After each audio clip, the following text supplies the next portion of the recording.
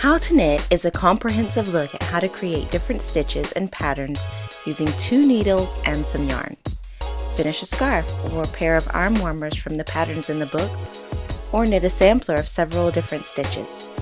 This book imparts the knowledge so that other, more difficult projects can be handled with ease.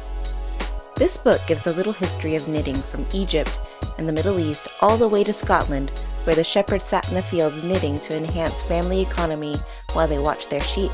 It also gives explanations of the different tools needed to knit and descriptions of different needles and yarn. Abbreviations are an important part of a knitting pattern, and the most common abbreviations are outlined in this book. Learn the knit stitch, purl stitch, and how to increase or decrease stitches. Also learn the proper way to join yarn and how to finish and block a piece so it looks very professional.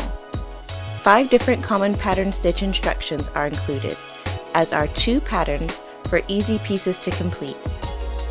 Don't skip the part about knitting tips and tricks that seasoned knitters all know.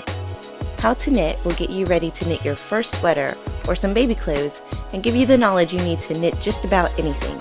Click Buy Now to get it now.